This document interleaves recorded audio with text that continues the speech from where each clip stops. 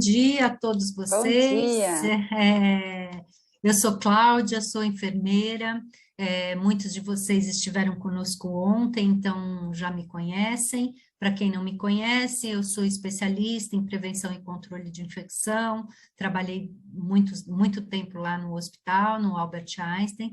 Estamos aqui também com a Grazi, que é enfermeira da unidade materno-infantil do Einstein, e é uma pessoa super experiente que vai poder nos ajudar a passar um pouco de informação para vocês e a gente ter a oportunidade de discutir um pouco a respeito desse tema, que é bastante desafiador, né?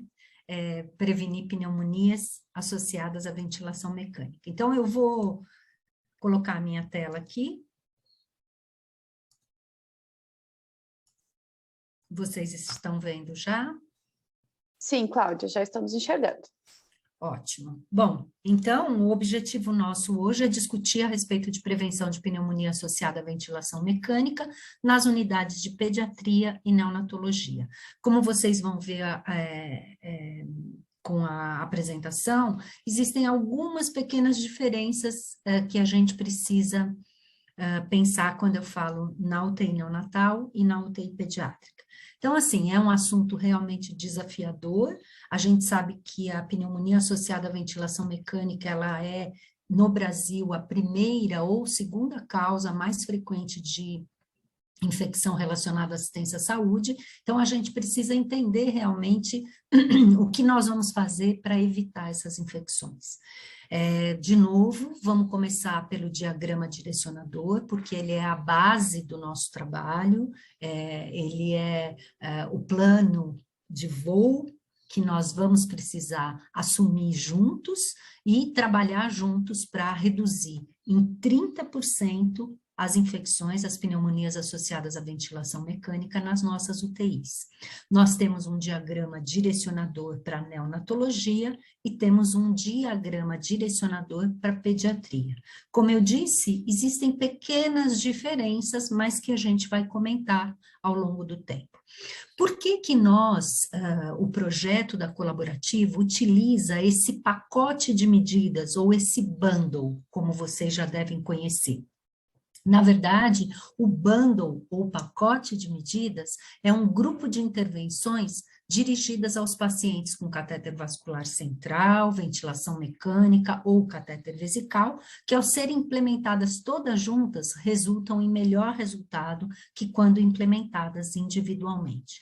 Então, a gente parte do princípio que um pacote de medida deve ter todas as práticas propostas, elas devem ser implementadas de forma coesa. Ou seja, a gente deve entender que é importante a gente aplicar o pacote completo e não pedaços desse pacote. Todas as práticas são baseadas em ensaios controlados e randomizados. As práticas em um pacote são claras e diretas, e elas envolvem a medição do tudo ou nada, que em breve nós vamos estar trabalhando com isso.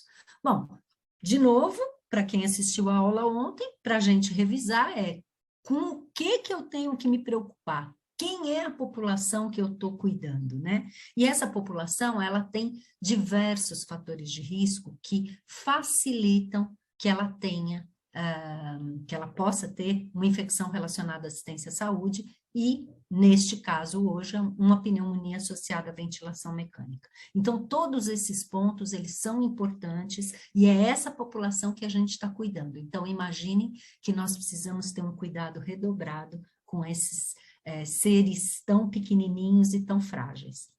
Quando a gente pensa em pediatria, a mesma coisa que nós comentamos ontem, vai depender da faixa etária.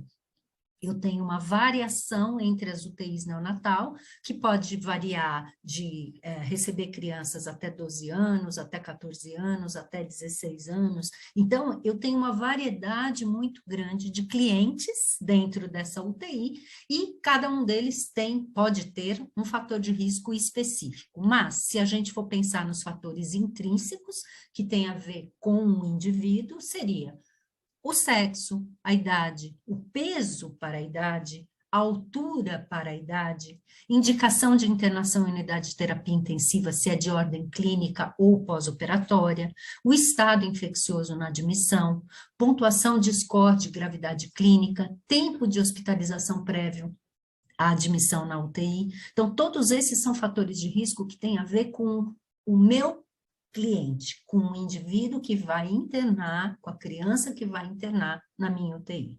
Mas eu tenho, sem dúvida, fatores extrínsecos que podem ser trabalhados e devem ser trabalhados para a gente evitar que essas crianças tenham infecção, que é o uso de medicamentos, hemoderivados, nutrição parenteral, procedimentos invasivos, que a gente sabe o quanto eles são importantes e facilitam que o indivíduo tenha uma infecção relacionada à assistência à saúde. Quando a gente pensa na pneumonia, a gente tem que pensar que as fontes mais importantes seriam as fontes exógenas, aquelas que vêm de fora para dentro, que seriam as mãos dos profissionais de saúde, que levam contaminação de um paciente para o outro, de um ambiente para o paciente, de um sítio para o outro, o próprio circuito de ventilação, com a possibilidade de umidificação e funcionar como um reservatório de micro-organismos, o próprio biofilme que é formado na cânula endotraqueal. Então, quanto mais tempo essa cânula estiver no paciente, maior a chance de eu ter um biofilme. Lembrar que, dependendo da idade, na neonatologia a gente sempre usa cânulas endotraqueais sem cuff, mas na UTI pediátrica, muitas vezes, dependendo da idade, a gente já começa a usar o cuff, que pode ser um fator de risco importante, porque o cuff, ele segura, vamos dizer assim, saliva, secreções, e que podem escorrer para o pulmão do paciente diretamente. Então, a gente precisa pensar o quanto os nossos pacientes estão envolvidos nesses riscos. Tenho que falar que a vigilância epidemiológica ela é a base da prevenção e do controle de infecção. Por quê? É através da coleta de dados, da coleta de indicadores, é que eu vou criar estratégias de melhoria. Então, eu vou entender que eu tenho um problema, que aquele problema está na minha unidade, acontece na minha unidade, e a partir daí eu vou criar estratégias para reduzir as causas desse problema e, portanto, reduzir esse indicador. Então, voltando àquelas 3 frases que eu gosto muito, para quem não assistiu ontem, eu tenho a Florence Nightingale, que desde 1863 já se preocupava com a segurança do paciente, então é dela essa frase, talvez pareça estranho enunciar como o primeiro dever de um hospital não causar mal ao paciente. Então, a gente tem que trabalhar com essa visão. Nós estamos lá para auxiliar, para que o paciente evolua bem, sem sequelas, sem problemas. Essa frase de Deming também gosto muito, que é: não se gerencia o que não se mede, não se mede o que não se define, não se define o que não se entende, não há sucesso no que não se gerencia.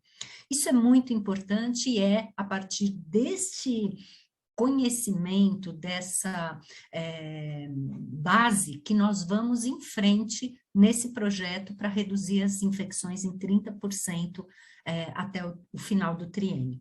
E a frase de Juran: quem não mede, não gerencia. Quem não gerencia, não melhora. Então, é muito claro que a gente precisa, sim, trabalhar com isso. Bom, quando eu trabalho com indicadores, e nós vamos começar a falar aqui do indicador de resultado. A infecção, ela é resultado de algo que aconteceu não tão bem, certo? Então, quando eu coloco uma taxa de pneumonia associada à ventilação mecânica, eu estou mostrando para vocês alguma coisa que já aconteceu. A infecção já está no paciente. Então, chama-se um indicador de resultado. A primeira coisa que a gente tem que ter bem clara é que, para que eu considere que uma pneumonia está associada ao ventilador mecânico, este ventilador mecânico deve estar no paciente por um período maior que 2 dias de calendário, certo? Ou deve ter sido retirado um dia antes do diagnóstico da infecção. Então, prestem muita atenção nisso, certo? Porque eu preciso desse critério para dizer se há uma pneumonia associada à ventilação mecânica ou não. Para a neonatologia, é fundamental que eu estratifique os recém-nascidos que estão na minha unidade por peso ao nascimento. Por quê? Porque a gente sabe que o peso ao nascimento é um dos fatores de risco importante para o desenvolvimento de infecção. Então, a gente tem 5 categorias de peso e todos os recém-nascidos devem ser divididos por essas categorias assim que eles nascem. É importante que a estratificação por peso seja considerada com o valor do peso ao nascimento e não na data da notificação da infecção. Por quê? Quando eu tenho um bebê que nasce com 900 gramas, espera-se que ele vá ficar muito tempo internado no hospital e, obviamente, vá engordando nesse período de tempo. Então, se porventura ele desenvolver uma infecção relacionada à assistência à saúde, essa infecção ela vai estar na classificação do peso ao nascer. Então, ele nasceu com 900 gramas, então ele está nessa categoria de peso de 750 a 999 gramas. Quando eu penso no cálculo, aqui é só um exemplo, eu tenho que a taxa de densidade de incidência de pneumonia associada à ventilação mecânica, por exemplo, em recém-nascidos com peso maior ou igual a 2,5 kg, eu vou ter o número de pneumonias nessa estratificação, nesse grupo, sobre o número de ventilação mecânica neste mesmo grupo, vezes 1000. Para a pediatria, de novo, a gente vai ter a diferença por faixas etárias e limites de idade. Então, eu preciso entender que o diagnóstico, eu tenho que buscar o critério diagnóstico exatamente na faixa de idade que aquela criança está. Então, é importante que a gente lembre disso. E a fórmula de cálculo, ela é exatamente igual, então o número de casos novos de pneumonia associada à ventilação mecânica sobre o número de ventilador mecânico dia vezes 1000. Ótimo. No nosso projeto, nós não estamos criando nada diferente, gente. Vocês já trabalham com critérios diagnósticos da Anvisa e são esses critérios que nós usamos no nosso projeto. O que nós pedimos é que vocês avaliem exatamente como é que está sendo feita a busca dessas infecções, como é que vocês estão classificando essas infecções, para ver se realmente nós estamos falando a mesma língua. Isso é muito importante, porque eu só vou poder comparar coisas que sejam criadas, compiladas da mesma maneira. Então, o critério diagnóstico, ele é fundamental. E é fundamental, então, que eu observe que para neonatologia e pediatria, existem critérios por faixa etária. Então, no caso da neonatologia, eu vou usar a faixa etária menor ou igual a 28 dias. No caso da terapia intensiva pediátrica, eu devo trabalhar com as faixas etárias. Então, é importante que vocês pensem nisso. Mas, basicamente, os critérios diagnósticos, eles partem dos achados radiológicos ou imagens, né, que pode ser uma tomografia, por exemplo, uma piora da troca gasosa, então uma dessaturação, aumento, você tem que aumentar a oferta de oxigênio, aumentar o parâmetro ventilatório e sinais e sintomas. Só que sinais e sintomas para neonatologia e pediatria, às vezes são diferentes do adulto. No caso aqui, a gente pode citar a instabilidade térmica, um hemograma com mais do que 3 parâmetros alterados, mudança do aspecto da secreção traqueal, aumento da secreção respiratória ou da necessidade de parâmetros ventilatórios, surgimento de secreção purulenta, sibilância, roncos, bradicardia, apneia, taquipneia, gemência e batimento de asas de nariz com retração torácica. Todos esses sinais e sintomas, eles são muito importantes para as crianças. Então, eu preciso, sim, criar uma metodologia de avaliar a imagem, os sinais de piora de troca gasosa e sinais e sintomas. Então, quase todos esses critérios diagnósticos, eles usam esses mesmos critérios.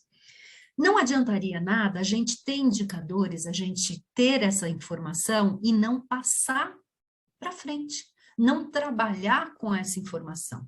Então, nós na colaborativa partimos do princípio que nós precisamos que todas as pessoas da linha de frente conheçam esses resultados, estejam conosco, criando coisas novas para prevenir essas infecções, pensando o que pode ser feito para melhorar a estrutura da unidade. Então, aqui eu trouxe 2 exemplos do triênio passado, são 2 UTIs que participaram do projeto, e mostrando os quadros que eles usavam, que são quadros que são instalados na própria unidade de terapia intensiva. Então, nós vamos criar isso também com vocês, nós vamos trabalhar com isso, porque é fundamental que vocês tenham uma equipe de frente engajada, que entende que a responsabilidade daquele resultado também é deles, certo? Então, vamos ver aqui, deixa eu só tirar esse coisa aqui. Então, vamos discutir, então, cada uma das recomendações. Só um minutinho. Cada uma das recomendações que a gente tem no diagrama direcionador. E vocês vão ver que muitas vezes, no slide, nós vamos estar dividindo em neonatologia e pediatria. Por exemplo, esse item aqui, realizar higiene oral diariamente. Em neonatologia, o que se recomenda é que a higiene oral seja realizada no mínimo 3 vezes ao dia, porém, utilizando gaze e água filtrada. Pode sim ser usada a clorexidina oral nos casos de bebês com alto risco de pneumonia, mas que já tenham acima de 2 meses de idade, essa é a recomendação. E que a gente tenha um registro dessa informação. Então, eu preciso sim executar a tarefa, a atividade e registrar. Em pediatria, por sua vez, a gente pode sim já utilizar, dependendo da faixa etária, gás e clorexidina aquosa 0,12% ou água filtrada, se a faixa etária for de crianças menores de 2 meses de idade. Então, pensem nisso, isso é um ponto importante. Quando a gente olha para o diagrama direcionador, gente, a gente tem que se perguntar, puxa, será que isso está sendo feito na minha unidade? Isso já é um padrão na minha unidade? Como que eu posso verificar se isso está acontecendo ou não? Vamos discutir se todo o material está disponível, se as pessoas entendem a importância da higiene oral, tudo isso é fundamental. Então, lembre-se que medidas de higiene bucal diminuem a colonização de patógenos na cavidade e têm efeitos benéficos para a prevenção de PAV. É fundamental, então, realizar o registro do procedimento em prontuário, uma supervisão periódica e manutenção de um indicador de cuidado. Então, é o acompanhamento do dia a dia de vocês. De novo, vamos à próxima recomendação do nosso diagrama direcionador. Manter posicionamento adequado conforme a população. No caso dos recém-nascidos, no caso das... Vou passar já. No caso das crianças, a gente pode sim já utilizar a recomendação de decúbito elevado a 30 e 45 graus. No caso dos recém-nascidos, recomenda-se um decúbito elevado de 15 a 30 graus. Então, existe essa diferença. Lembrem-se que isso é muito importante, porque com o posicionamento adequado da criança, eu estarei evitando uma possível broncoaspiração. Então, as recomendações são instituir a política de manutenção da cabeceira. Não adianta a gente dizer que isso está acontecendo, se de fato eu não tenho nada escrito a respeito disso. Orientar todos os profissionais da unidade com embasamento, criar estratégias que facilitem a visualização da prática, e aí a gente tem exemplos muito legais do triênio passado, que é o uso do angulômetro da própria cama, né, porque as camas elétricas, elas têm um angulômetro, marcações na cama e na parede, para você avaliar quanto que é o decúbito, se o decúbito de fato está elevado ou não, pêndulos, correntes, aplicativos de celular, então tem uma infinidade de possibilidades que podem ser utilizadas quando eu quero facilitar que todo mundo olhe para a unidade e fale, puxa, os pacientes estão no posicionamento adequado. Incorporar a medida na rotina da unidade, registrar no prontuário também, envolver familiares na observação e manutenção do decúbito, é muito importante, porque muitas vezes eles não compreendem por que aquele paciente precisa ficar naquele decúbito. Então, se eles entenderem isso, eles vão ajudar a manter o decúbito adequado. E rever a prática de transporte de pacientes entre unidades, porque muitas vezes ela não é adequada. Bom, próxima recomendação, e aí eu vou fixar em neonatologia.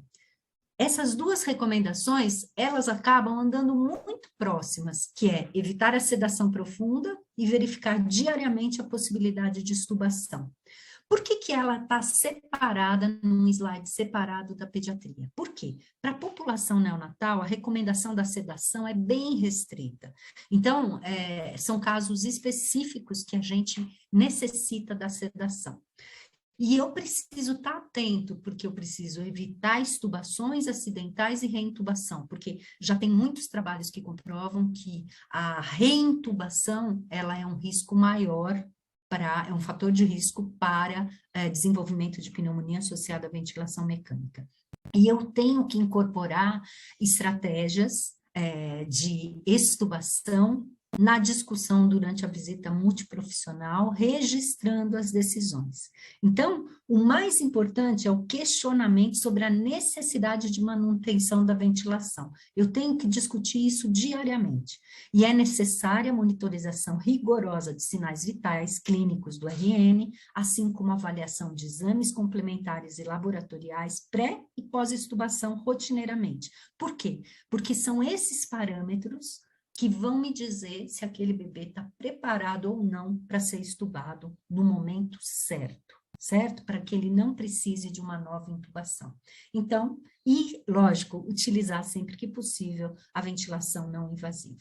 Na pediatria, de novo, essas duas recomendações também andam juntas, são importantes, mas na pediatria eu posso sim utilizar outras estratégias, porque muitas vezes a gente usa mais sedação em crianças mais velhas, e eu preciso, então, estar atento a isso. Criar estratégias como despertar diário, sedação por metas com uso de escalas padronizadas, realizar o teste da respiração espontânea, incorporar essas estratégias na discussão da visita multiprofissional, isso é fundamental, discussão entre as equipes em relação a protocolo de sedação, avaliação da dor e outros problemas neurológicos, porque muitas vezes aquela criança, quando ela se agita, quando ela, a gente acaba aumentando a sedação e, na verdade, o que ela precisa não é um aumento da sedação, e sim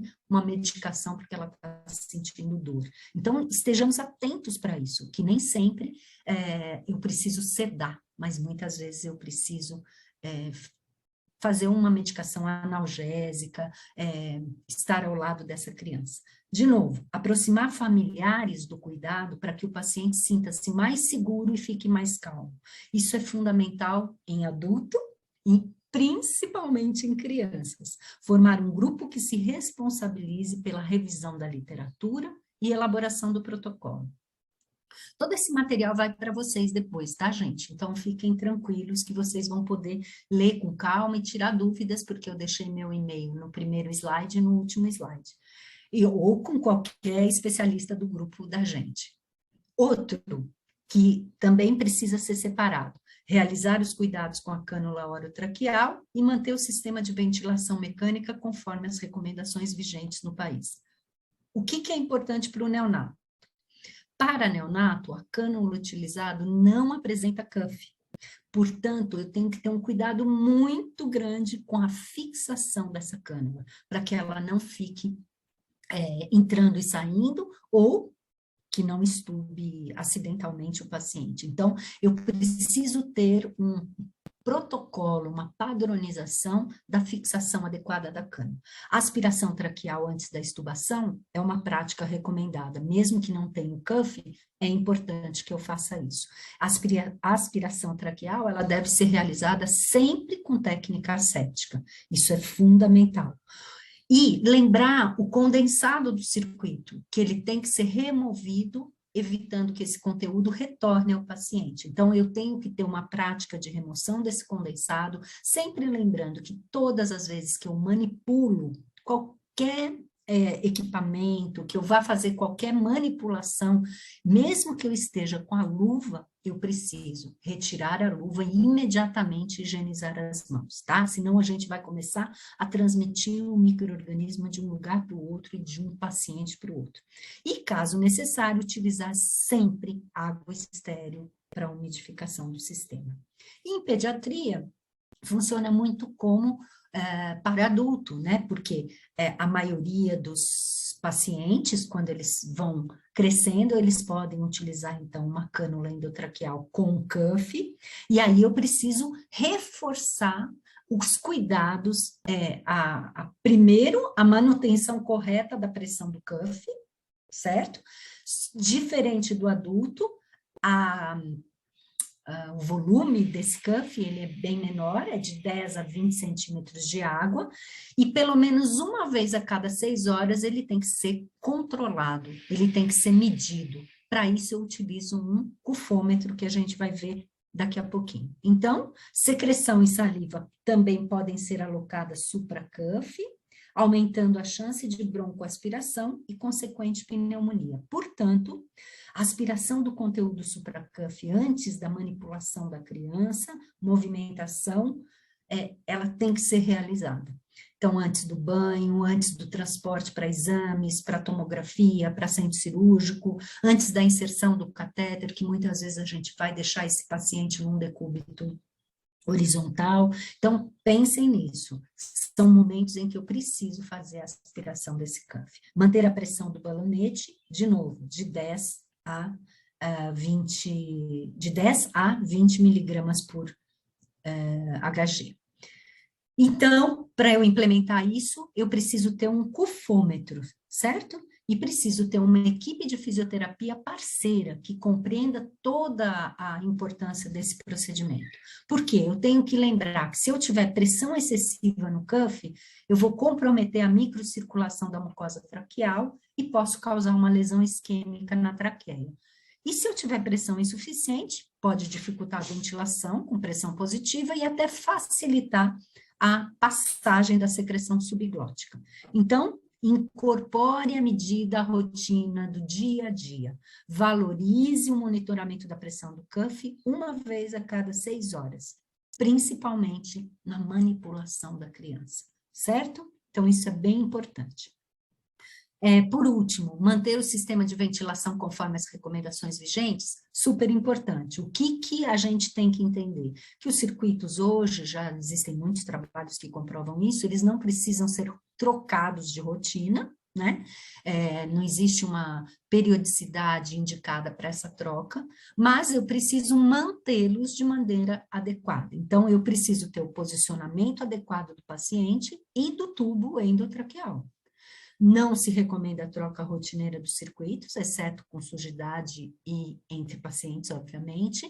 Manter circuitos ventilatórios com o mínimo de condensado. O filtro umidificador HME, ele auxilia nessa redução de condensados, mas assim mesmo ainda pode acontecer. A técnica de aspiração traqueal tem que ser asséptica, podendo ser utilizado tanto o sistema de aspiração fechado como o sistema de aspiração aberto, desde que essa rotina esteja desenhada, vamos dizer, padronizada de maneira adequada, e rotinas e procedimentos devem estar descritos e acessíveis. Então, são dicas que a gente pode olhar como a nossa unidade está hoje e o que eu preciso fazer para evitar.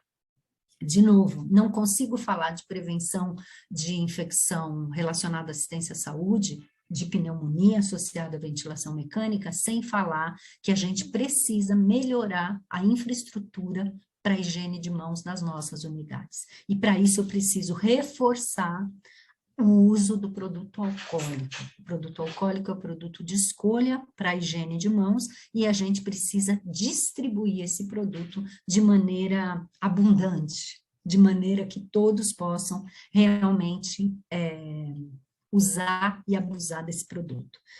Mostro de novo os 5 momentos desenhados para a neonatologia. Esse desenho foi feito pelo grupo da neonatologia da Unicamp, mas ele está no manual da OPAS, e lembrar que os momentos mais importantes para manutenção de um paciente sem pneumonia associada à ventilação mecânica são os momentos 2 e o momento 3. O momento 2 é aquele antes de realizar procedimento limpo e ascético, e aí vai uma palavrinha, imediatamente antes, né?